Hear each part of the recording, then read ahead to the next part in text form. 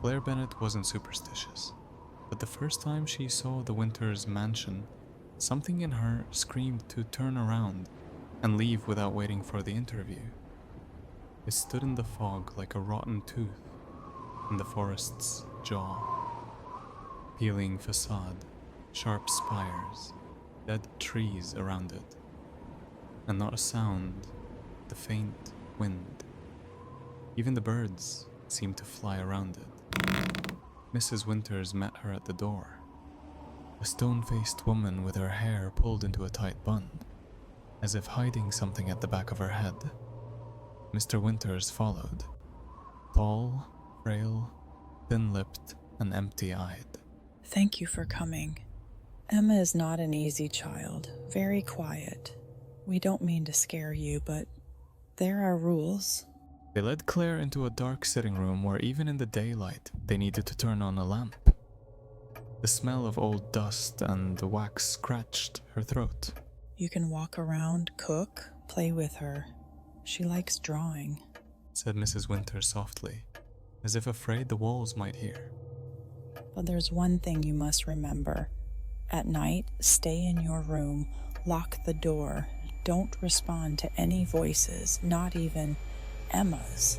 Excuse me? Claire asked, thinking she'd misheard.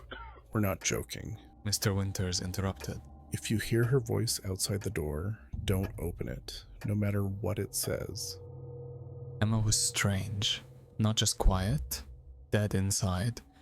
A little girl of about 6, long dark hair, utterly expressionless. She didn't smile, didn't speak, didn't truly play. She just sat on the floor, flipping through books or drawing with charcoal. In one drawing, Claire saw a house surrounded by shadows. In the window, a faceless figure. Did you draw this? She asked. Emma only nodded, then whispered, He wants you to stay. Who? Emma said no more. The first night in the house, Claire locked her bedroom door, just in case. And yet, before falling asleep, she laughed at herself. Other voices. Yeah, right. At 2 a.m, a creak woke her. Quiet, careful, steps.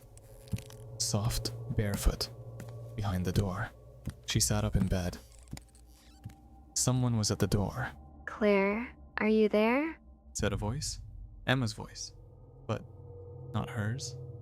It sounded too adult, like someone imitating a child. Not very well. Open the door, I'm scared. Claire crawled closer. Looking at the gap under the door, she saw a shadow. Small bare feet, but the toes were too long. Twisting, moving on their own. Claire. Now another voice. One she hadn't heard since she was 9. Her older sister's voice, who died in a car crash. Help me, I'm so cold. She gasped and jumped back, clutching a pillow. The whispering grew louder. Behind the door, a debate began. Dozens of voices, loud and soft, male and female, childlike, hoarse, dying. They argued, screamed, groaned, stopped mid-sentence, and then Claire curled up in a corner. The voices shifted.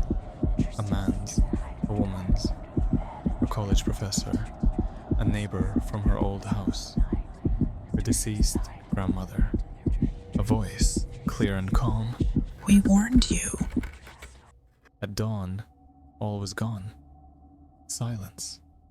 Only the words scratched into the door from the outside remained. They all listened.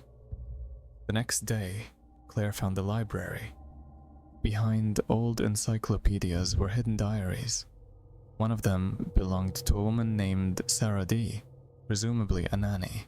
The girl doesn't eat, doesn't sleep, just watches. Sometimes she speaks in my mother's voice. I know she's dead, but it sounded so real. Last night she sang, and behind her appeared another shadow, a shadow with horns. I heard the other nannies calling me, but they're all dead. He keeps them here. Claire clutched the diary, Her heart beat like a trapped mouse. If it was true, Emma entered the room, soundlessly, just appeared. Who's Sarah? Claire asked, hoping for a reaction. Emma smiled for the first time. Her lips stretched slowly, as if someone inside her was pulling the skin apart. Sarah didn't listen. That night, Claire didn't wait. As the sun dipped low, she packed a backpack, laced her sneakers, and headed for the gate. But passing the nursery, she heard singing. Voices. Many voices, all blending into a chorus. New doll, new thread, new skin. You won't leave until you sing. The corridor lights went out. The floor trembled. Black moisture oozed from the wall, like mold reaching out with tendrils. Claire ran for the stairs, slipped, fell, scraped her knees bloody, but kept crawling. In the dark, faces moved, thousands of them, whispering her name. At the front door, just as she reached for the handle, a hand clutched her ankle. We're not done. Claire ran as fast as she could. The night was pitch black. But she didn't leave the estate. She couldn't. As if something was holding her back. She turned off the main path, pushing through thickets. Thorny bushes tore her skin, ripped her clothes. The branches groaned like they were moaning, and every whisper sounded like... Claire. A structure appeared. Low, crooked, shutters hanging loose, rotten steps. The old servant's house. Claire pulled herself inside. The smell of mold, rot, and... metal? No, blood. The floor was littered with small objects. Ribbons, hairpins, broken dolls, and tiny shoes. Dozens, hundreds. She lifted her flashlight. The beam revealed drawings on the walls. Childlike, drawn in charcoal with clumps of hair smeared into the paint. Each labeled Molly, 1894. Grace, 1920. Eileen, 1977. Names, years. Each name was circled by a noose, and beneath the drawings on the wall, Claire found a small door, built right into the floor. Behind it, an entire tiny room, like a child's secret hideout. And inside, human bodies, crammed tightly together, in worn-out clothes, shriveled, but still alive. Or not quite dead. They raised their heads all at once. Another one has come. Whispered something lipless. Claire recoiled, letting out a choked gasp, but a voice came. Quiet. If he hears, he'll come. We were hiding, but she found us. Claire forced herself to ask. Who? Who found you? Emma, The voices began whispering all at once, out of sync. the mistress's daughter, she died. But the mother couldn't let go. She brought her back with the help of the old one. But Emma wasn't the only one who came back. Claire froze, heart pounding in her throat. She whispered. What is she now? From the darkness appeared a skull-like mask with hollow eyes, and behind it, a scratched-up wall, etched with trembling words. He's inside everything. In the house, in the trees, in Emma. The mother was the first. They told her everything. Long ago, where the manor now stood, there was an old cemetery, forgotten, demolished. When the mistress's daughter died, in her desperation, the woman found someone who helped. An old witch, whose name is no longer spoken. The witch gave her a way to bring the child back, but what returned was not her daughter. The first to die after that was the mother herself. The thing that came instead of Emma remained. It needed bodies, souls, toys, bait. It grew. It became many. And it called for nannies. Always nannies. And the parents? Claire breathed. Empty. She makes them in the evenings, from shadows, from fear. Claire felt the cold crawl down her spine. Downstairs, there are many bodies, many nannies. Why didn't you escape? We tried, but the estate doesn't let go. It's sealed. It waits for those who listen, who turn toward the whisper, who open the door when voices change. Why am I still alive? Silence. Then, one of the nanny's voices, quiet, almost kind. Because you haven't chosen yet. You haven't shut the door. You haven't told her no. Creak. Old walls groaned. Black liquid dripped from the ceiling.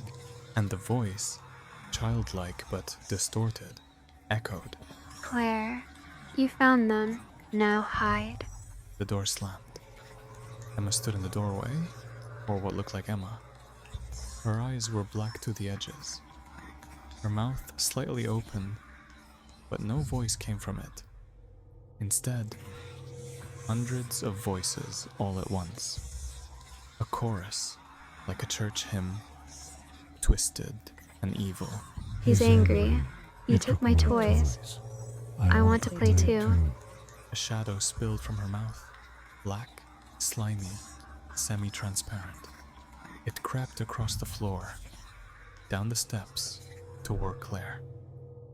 Claire lunged back, flung open a floor hatch. Inside, scorched steps leading down. Through the darkness and fear, she descended. Under the house, an ancient tunnel. It smelled of wax and decay. Prayers scratched into the walls with fingernails. Don't forget your name. She can't see those who stay silent. If she calls, don't answer. Claire pressed to the wall, hearing footsteps behind her. The shadow, Emma.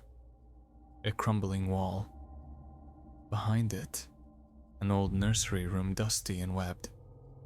On the bed, a skeleton in a child's dress, a white ribbon on its wrist. Emma Winters. She died long ago. Claire realized all this time she had been playing with a body, an image, a shell. And in that moment, the darkness rose behind her. It opened like a maw and said, You're next. Claire tries to escape the underground corridors, but every path leads her back. To the nursery, to Emma's body, to the shadow that waits for her. She begins to hear whispers inside her head. Exhausted, Claire sits down in a corner and a new message appears on the wall. Claire, 2025. You will be next.